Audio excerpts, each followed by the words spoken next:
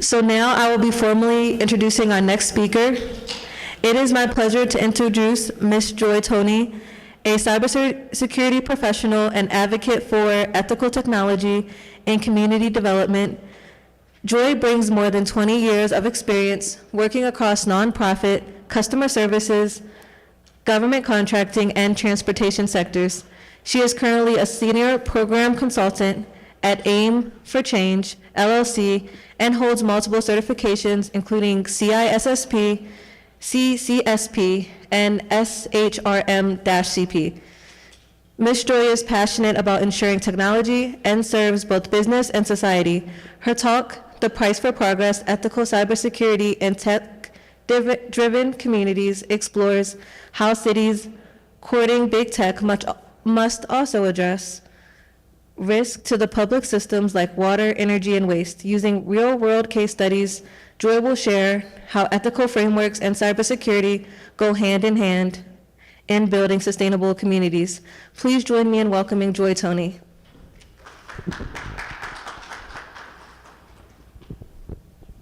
Thank you. Thank you, Sydney. I appreciate that introduction.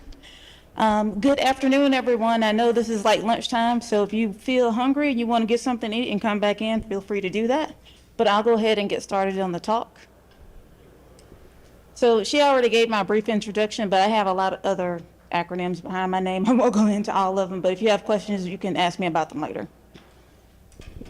I really wanted to dive in because we have a lot of material to cover, and I know I have like an hour, but you'll probably have some questions or some reflections after I cover some of the content. So what are some of the typical AI risks that you have? Well, of course, you've got risks to your organizational assets, right? The things that we're trying to protect, whether those are the systems themselves, the data that we house on behalf of our constituents, our customers, our clients. We want to make sure that we maintain privacy over that data and keep it safe and secure. But AI could pose a risk to that if it has certain permissions and we're not monitoring those as humans.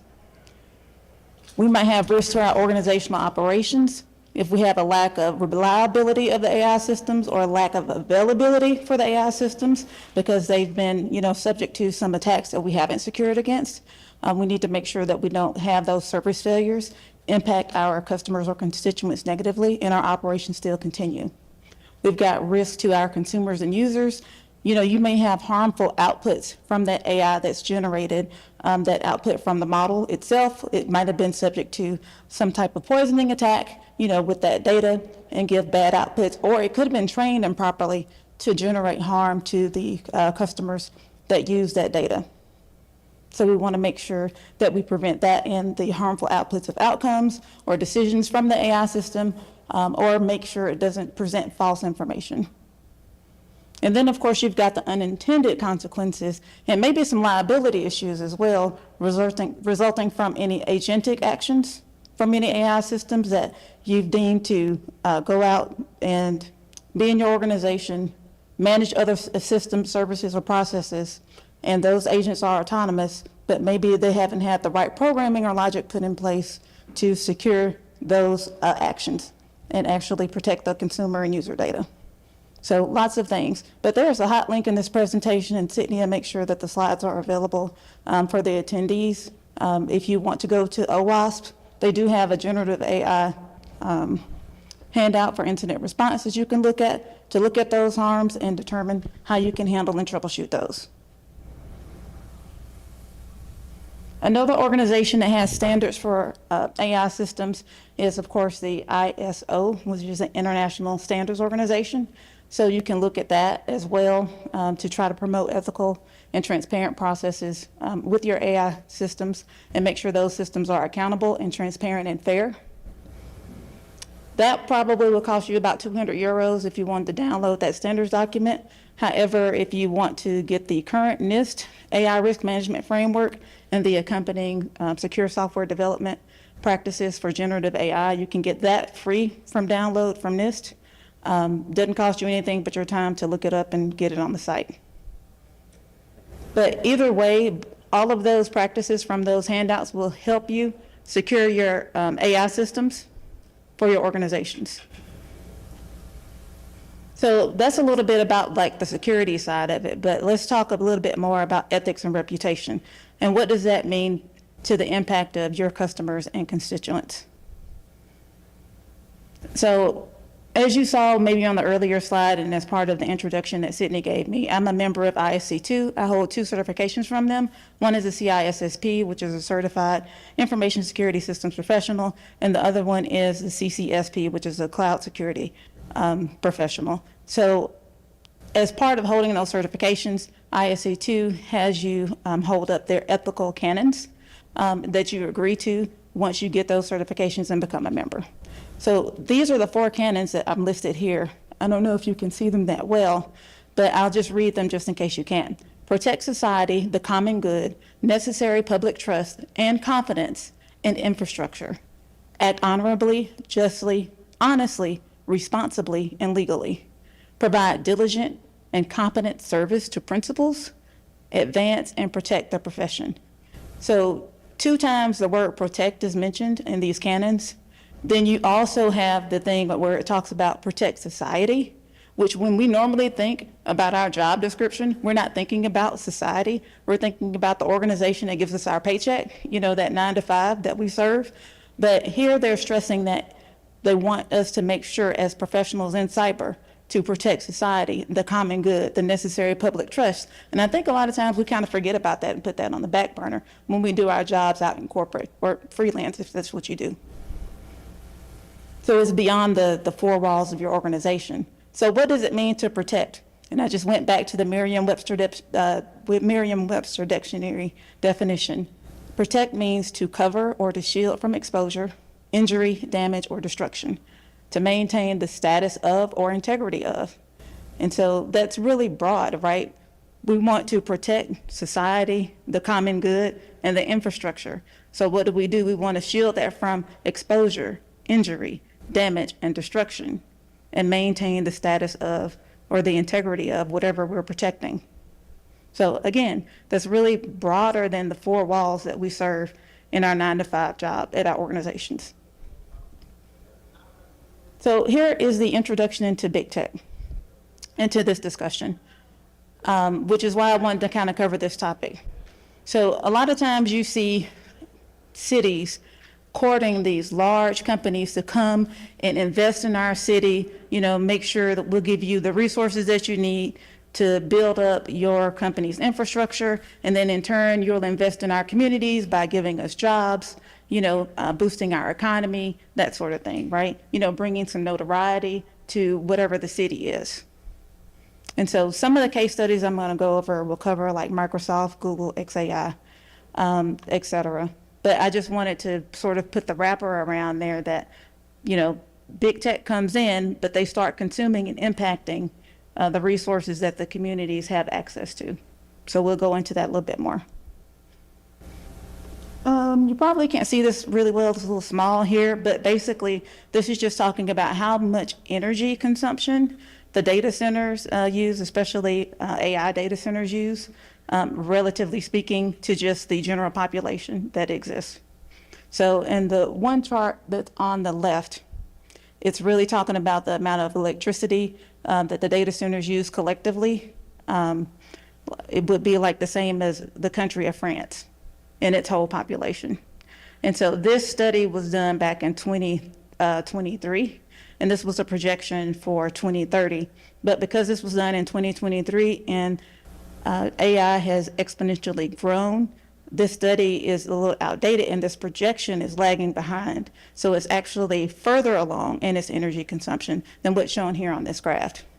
The next thing on this graph would be energy consumption as well. It's just a different way of looking at it, not talking about it in terms of country usage. But the other thing that I thought was interesting was the one that's on the right to the lower of the corner is the energy consumption for a Google search, which, you know, everybody used to do Google searches before you started doing ChatGPT searches and having those conversations. So the Google search is the little green bar, the little tiny green bar that's got like 1 unit.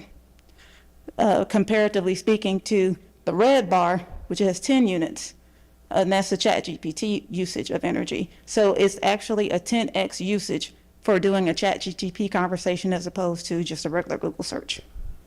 Now, you multiply that times the millions and millions of users doing generative AI searches compared to simple Google searches, and that's your amount of energy consumption. But we don't normally see that as users. We just get that instantaneous response in those back and forth conversations, and that's all we're concerned about. But the energy costs someone something somewhere. And then if you have a situation where humans are competing for energy versus AI, then you might have a concern. So this is just a little quick fact here talking about generative AI systems need enormous amounts of fresh water to cool their processors and generate electricity. And so one study was saying that the demand for water for AI could be half that of the United Kingdom by 2027. But again, this was back at the end of 2024. So that estimate was probably more on the conservative side. And my guess is that's going to exponentially grow. And this is just more statistical facts about the intensified use of water by AI and its usage of fresh water, considering that we have a limited amount of fresh water on the planet. 3% of that fresh water is locked in glaciers. Much of it's locked in glaciers, but AI structure is putting a strain on that limited resource. So the UN is predicting that by 2030, which is just less than 5 years away, that half of the global population will face a severe water crisis because of that. Let's go into case studies. So does anybody recognize what this picture is on the top? You're probably more familiar about the picture on the bottom. So this is the Colorado River at the top. And if you can see like the little sandy white part, that is the decrease in the water level of the Colorado River. So they've been shrinking in their water levels that are available in the groundwater as well as the river levels. This has impacted a lot of the residents in the area where they have more limited water. And so they have kind of a water crisis in Arizona because of that. This picture here is just representative of a data center. So you can see like all the servers and hubs and switches and all that kind of stuff in there. So Arizona, to address their crisis, they need to increase the use of water regulation and investment in sustainable practices like water recycling. It's also impacting their other industries like agriculture, not just technology. So you've got Intel, TSMC, Google also consuming Arizona's limited water supply. Google's using about 4 million gallons of water per day, which is roughly about 27,000 residents. TMSC has expanded in Phoenix with facilities that have a massive demand for their water volume to manufacture chips and cool their data centers and production. But the wells are sort of drying up.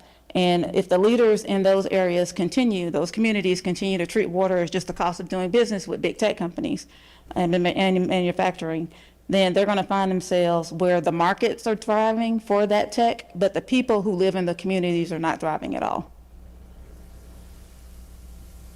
And so some of the things that they kind of joked about in an article that was reported on this was, well, are they going to just, truck in fresh water? So give everybody like fresh water bottles and bring that in. But people still need to have running fresh water in their homes. And then it's like, well, do they want to try to divert water and get it from the Mississippi since the Colorado River is drying up?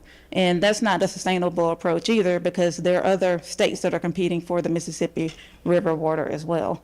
Tennessee and Mississippi, of course, are ones that are in that number. Build plants in Mexico for that. And well, considering the current economic trade agreements that are going on with our neighbors in the South, not just the North and et cetera, I don't know if that's really a sustainable plan either. We'll see in the next, 2 weeks or so what that turns out to be, since there are more tariff conversations that are on the table. And then, I guess ultimately at the end of the day, the clock is ticking, right? They have to figure out some sustainable investment for their water. Policies like with water recycling, water reharvesting, water restoration. And water is very essential, as you know, to human life. We cannot live without fresh water. We have to have that in order to maintain our lives. So those are choices that the localities need to make. On a promising front, Microsoft had announced that they were innovating their data centers to closed loop cooling systems that recycle water. And so that effectively cuts the water consumption to zero and makes that they decided to make that their primary water cooling method across their data centers. And so I think that's a really healthy example for technology companies to leverage when they're implementing these technologies in their own ecosystems. And then that way that doesn't have a negative impact on the community in which they're housed in.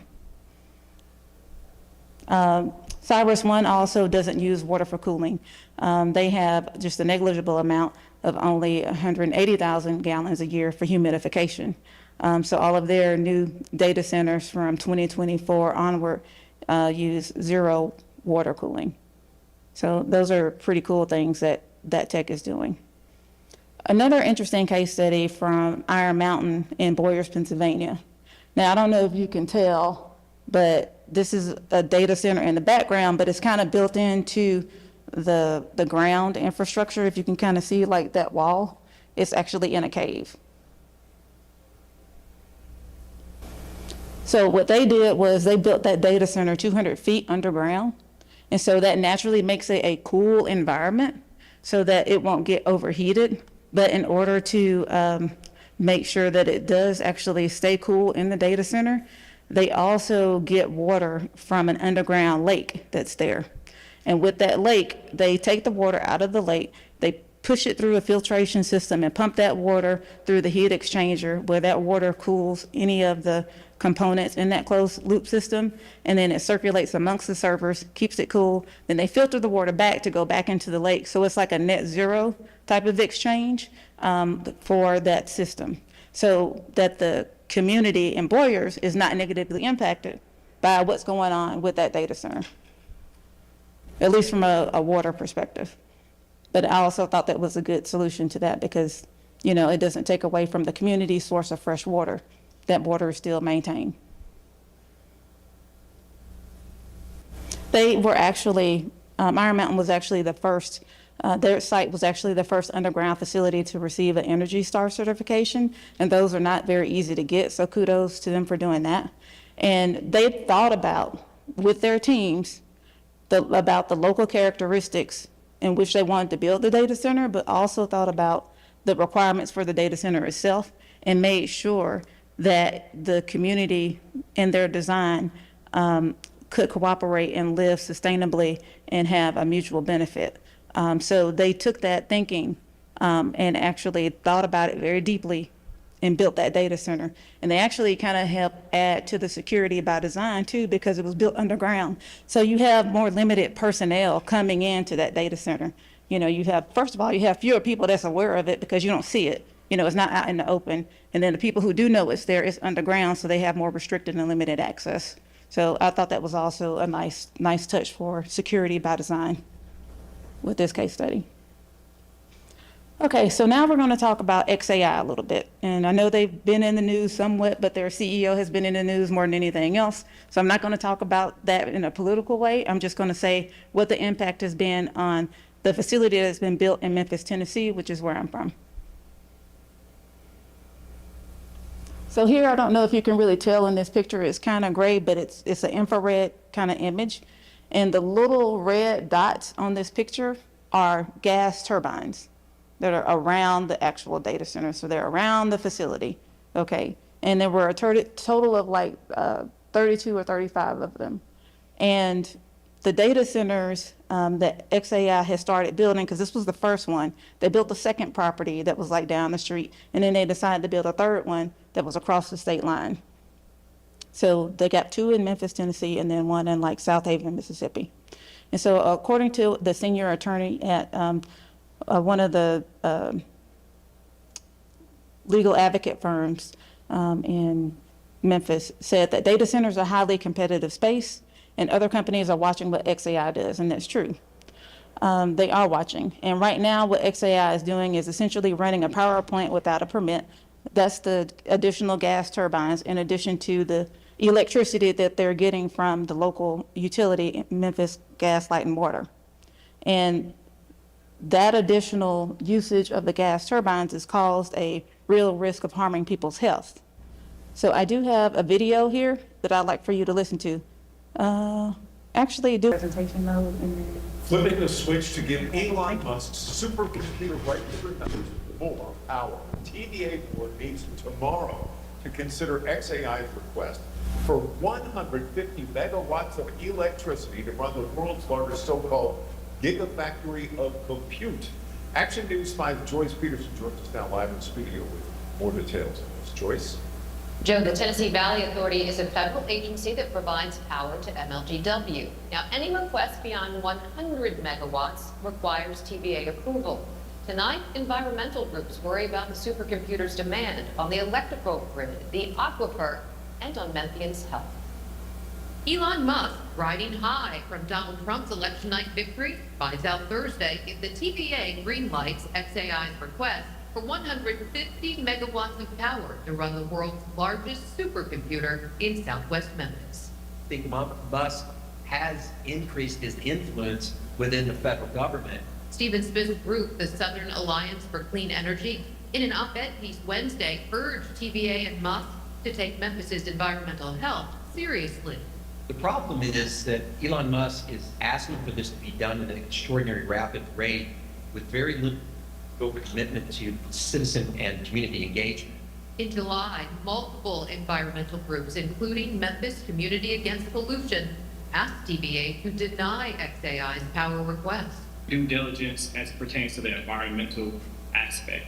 How is this going to affect human life, and how is this going to affect our ecosystem? 150 megawatts is enough to power more than 100,000 homes. Critics worry about the electric grid and the aquifer, since computers need lots of water to stay cool. The gas turbine engines, another pollution concern for the predominantly black neighborhoods surrounding the building. The Southern Alliance for Clean Energy stating construction and other activities at Musk facility should be stopped until the community is given a voice, even though the group realizes that chances of that happening are slim to none.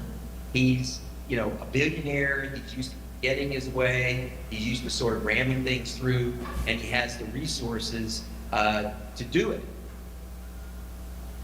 So there are positives that come with the supercomputer, jobs, and Memphis making its mark as a tech leader.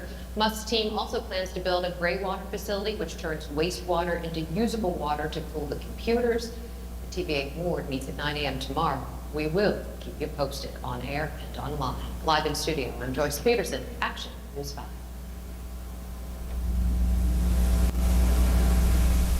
So when he built the facility, that was back in June of last year. So that was almost 1 year ago when he built the first one, where this community is located. The residents that are listed here on the pictures on the slide, they're from the little community that's like down the street from that data center. They're in a little sub area called Boxtown. And so what's happened since those gas turbines have been installed there in the xAI facility, the air has become more polluted for those residents because, the gas turbines just give off the exhaust and the air just kind of floats over, and then they get that exhaust in their community. And so I don't know if you can tell, but the lady with the red hair to the far left, she is holding up her inhaler because she's developed asthma since that center has been built with those gas turbines. She may have some underlying health issues anyway, but she's one of the residents, and there's many of them in that area who've developed respiratory issues since that facility has been built with those gas turbines. The other neighbors are out there. They're also sort of silently protesting. They were talking to news reporters and such about their concerns in their community based off of the exhaust from the turbines as well. And then somebody held up their own handmade sign, in protest about that too. So it's not just, they came in and gave a few people some jobs and, they're generating interest, for xAI in Memphis and giving Memphis kind of like a little spot on the tech map. But this is a community in Memphis that's been directly impacted by what they've been doing. And this is a follow-up news story. Dynamic changes are happening in one Memphis neighborhood. Whitehaven is welcoming an XAI data center to the area. However, not everyone is on board with the company's plan to expand their footprint in Memphis. WRG's Tia McKenzie is live with what the community is saying tonight. Tia, what you hear? That's right, Greg and Stephanie. Now, this new data center is causing some commotion among some of the residents. They say that water pollution and poor air quality are a couple of their concerns.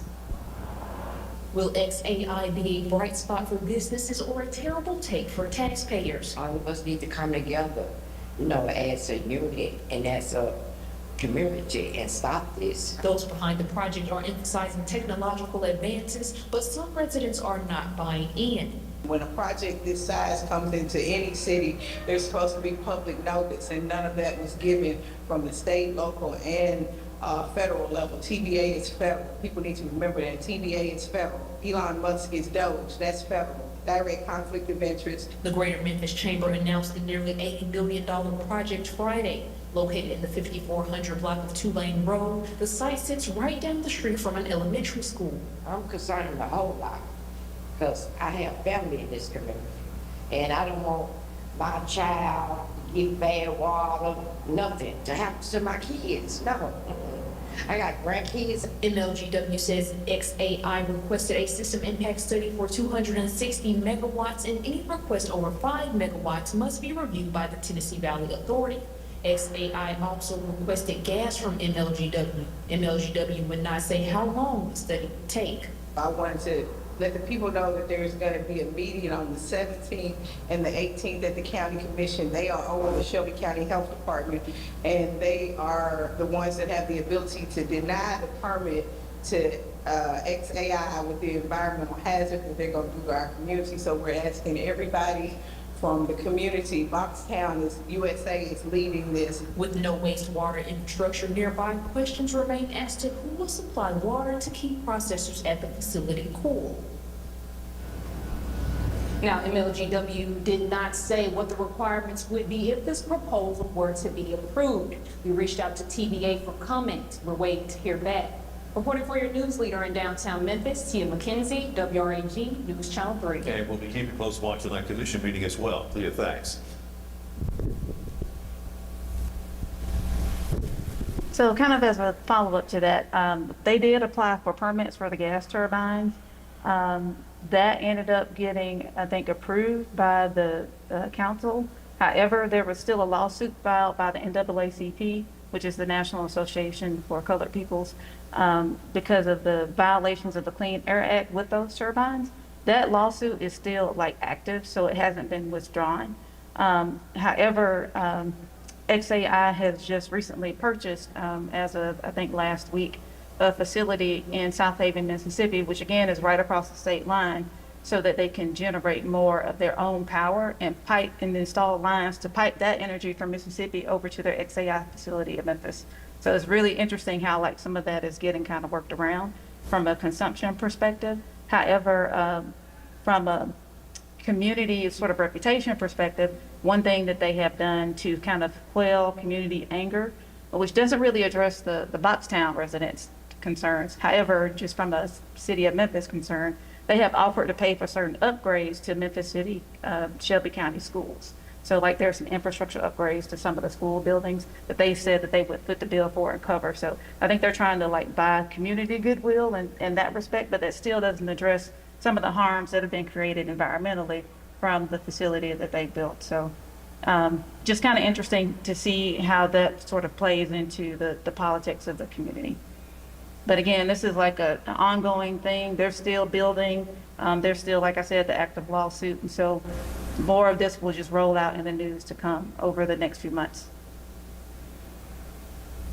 Some of the things that were kind of talked about, just at a high level from the different community town halls and such, if they wanted to operate in Memphis, they should follow those rules that have been issued by the council and the other ordinances for the city. Applying for those permits was one thing, and then the officials would allow a certain number of permits for those turbine emissions that they require to make sure they have those kind of controls on pollution to protect the communities. The city and county officials could also push for the facility to power with cleaner technology. But again, I think they've kind of worked around that a little bit with getting that electricity facility across the state line. So that's something that's in the works for them. Isn't officially up and running yet, but they've made the purchase to the property. And then also XAI probably should be better neighbors to the community that they're actually having those facility in, such as Foxtown, so that they can meet with those community members on a regular basis to hear their voice and concerns and address those more proactively, I would think, instead of having things like this become news articles and news time. And that way they can address those concerns proactively on the community's air and their health. So what is finding the balance in all of this? I'm recommending, for companies to take this kind of approach to AI with a coexistence in mind, to coexist sustainably with the communities in which those facilities are housed. So if you have a position at an organization where you can talk to your leadership or your executives and give voice to those type of community concerns as a person who lives in those areas, leverage your seat at the table and guide the business decisions proactively. Build in a community feedback loop for those decisions. Consider those natural solutions when you build data centers or any type of, technology component that way. And right-size AI for the business needs to avoid any overconsumption because you don't want to go too far with AI to where it consumes all the energy and all the water when it doesn't necessarily have to do that. And you want to consider sustainability if you have AI vendors that you're using in your own solutions. So who's doing a good job of being a good neighbor, and you want to make sure you partner with them over other vendors that aren't. And also track the emissions of your AI programs, so you know how much harm it may be causing to your environment. And this is just something that's taken from President Brad Smith over at Microsoft. It's kind of like leading by example in the industry. He says that Microsoft is taking responsibility for their own water use and developing technology to help others do the same. And so that was part of their goal to be carbon neutral by 2030, taking that pledge, and they're trying to pursue that with their other water replenishment projects. But it might be a little bit tough as, everybody's really ramped up on AI and the consumption has exponentially gone beyond people's expectations with that, but at least they're making strides to try to do it.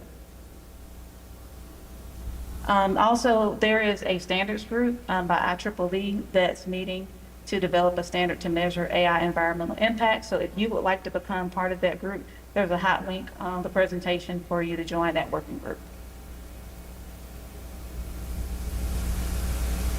So I don't know, I don't really see many people who might get what this is. Does anybody know what this is? Okay, so we got a few people that know what this is. So Captain Planet, back in the 90s, was a thing, like a little superhero comic that became like a cartoon. But basically, he was like the hero for sustainability on planet Earth. And the bad guys were the people who were polluting, the Earth's resources, whether it was air pollution, whether it was water pollution, whether it was oil spills and stuff like that. So this is what this poster is supposed to remind us of. But one of the slogans in Captain Planet was that the power is yours. So I'm just trying to emphasize that we all have a part and a role to play, and that we can make our voice heard and help guide the solutions to do the right thing. So here are some tips from an AI governance standpoint, making sure you inventory all of your AI components and systems, identifying and managing those AI risks, establishing policies, roles, and procedures in AI governance, leveraging cross-functional committees in your organization so you can get as many voices to the table as possible to make the best decisions and have the best outcomes. Continuously evaluate and improve your AI's performance, document all those decisions, develop your incident response plans, going back to the OWASP guidance on that, making sure that a human is in the loop so it can shut down the AI if things go awry. And leveraging the organizational and community feedback loops, very important.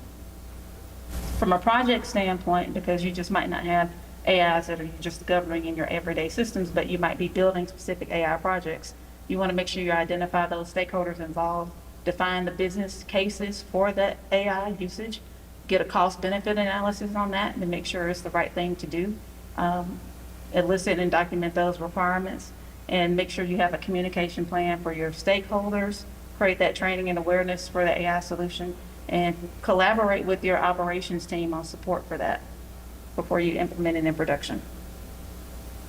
So my key takeaways for everyone here today is just be your organization's conscience regarding AI, whether that's going to be your physical infrastructure and how you deal with that, or if you're going to have like systems that you develop, you want those to be developed responsibly. So you want to be fair and equitable, transparent, things like that. You want to avoid inflicting harm when you're implementing any AI system or technology.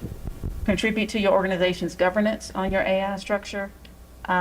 Use an acceptable risk framework like the ones mentioned earlier in the presentation, and just keep abreast of all the evolving landscape changes. Make sure you watch what's happening out there, what they're posting on the different technology sites about AI, any incidences that might be resulting from that. Watch the news just to kind of see what's going on, but keep abreast. So my question here, oh, there's a song. Forgot I put that in the presentation. Y'all know who this artist is? It's Michael Jackson.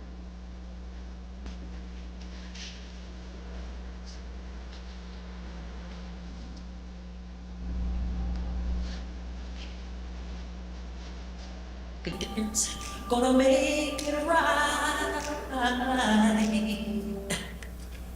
So I'm asking you, are you going to make a change? Are you going to make a difference? But thank you for your time today. Just wanted to give you something to think about. So I appreciate it. Are there any questions? No question. Yes, sir. Oh, he feels sorry for me. I like you, last speaker. Let me get this straight. They're using fresh water just to cool down the systems. Usually when you see a Walmart store, big box store, what have you, they have a pond or something out there, and I guess they're circulating the water. They're not doing that type of thing. So in the first news article that I aired, they were in discussions about using a water recycle system to cool the servers at XAI. And this is the XAI, I'm assuming you're talking about them, not somebody else, okay? So they were in discussions about doing that. But Memphis is known for a few things. Memphis is known for, anybody can guess, like what's the number one Memphis thing is known for? And I'm not talking about violence, I'm talking about like positive stuff. So number one thing that Memphis is known for is barbecue, right? But like the second thing Memphis is known for is the water. And Memphis has an aquifer that's underground that has like very pure water. So like all they have to do is just extract the water from underground and just send it out through the utility system, because it really doesn't need any extra like filtration enhancement or whatever. So what XAI has been doing, even though they haven't gotten this water recycle system up yet, because that's still like in progress, but they're really not focused on that because they were in such a hurry to get the facility up. They just went and tapped into the fresh water. And so they're draining the water in the aquifer that residents need to drink in the Memphis area and using that to cool the systems.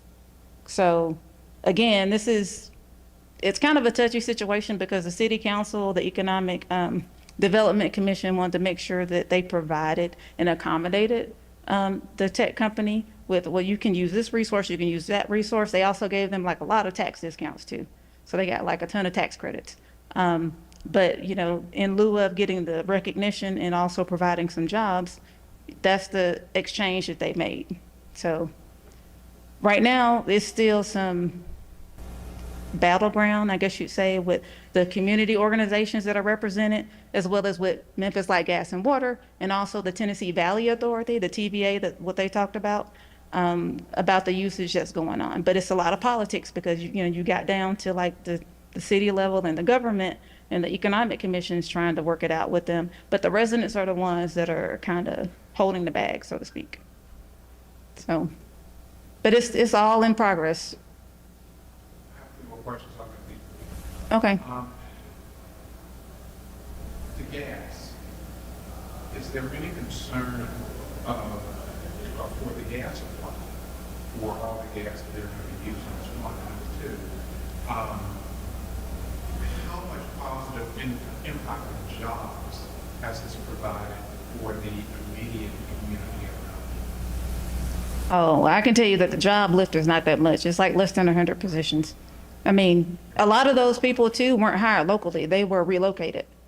So I would say probably about like half of the staff was probably relocated from other areas around the United States to come and live in Memphis, not the ones that were local people already who, probably were qualified and had tech. Because, Memphis has like some pretty good universities. They have the University of Memphis.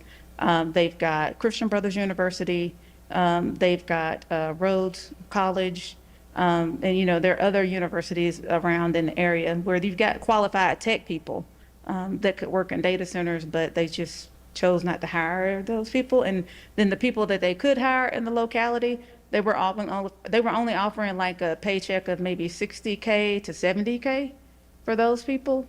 So I can't say that it's really competitive in the tech market. But the second question was what now? That was on the gas, right? Okay, so for the gas supply, again, I'm going to go back to, I remember I told you like last year they did the first facility that was near Boxtown. Then down the street from that, they bought another facility and started building on it for their second data center. Then the third one they acquired across the state line in South Haven, Mississippi. So they just recently bought, like as of like last week or maybe the week before, they bought a power facility in northern Mississippi so they can get that electricity and start diverting it to the data centers in Memphis across the state line. So then at that point, once they divert it, then they're not going to have the gas turbines anymore. They're just going to use the extra electricity they pipe through. So again, it's kind of like a workaround for them on that, but we'll see what kind of happens. Yes, ma'am. How can people that don't know that much about politics and then make a difference when it comes to large environment? So I would say there's probably a couple different venues, but to me, this wasn't necessarily a political discussion that needed to happen first. It could have been like an internal discussion that happened and then meeting with the community leaders, secondly. So like with the type of people that are in XAI, they probably don't question the leadership at the top or give their opinions to leadership at the top. But, if you're at an organization where you have a voice like that, I'm sure you could try to exercise your voice to voice those concerns and to help give guidance. If you get kind of shut down, then I would say like the secondary thing would be if there's a community group like the NAACP, it only picked this up because of a local advocacy group, which I think is the SELC, that piped it to them. And so people started getting involved with not just the community people, but people who wanted to help with the advocacy group to address these concerns and then show here's what we can do. And we're willing to work with you on this, right? I mean, because they were willing to work with them and provide like alternatives and recommendations and things like that. But it's just that our company is willing to come to the table and have those types of discussions.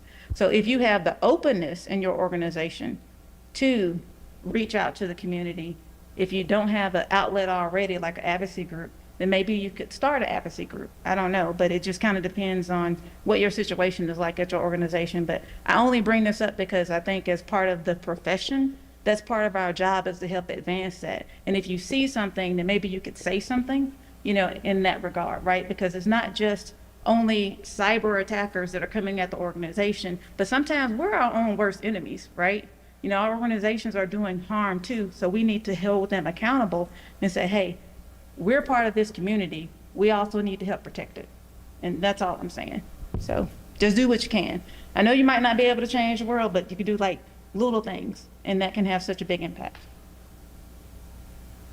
Okay, thank you all. I appreciate it. Go eat. I know you're hungry, and don't get hangry.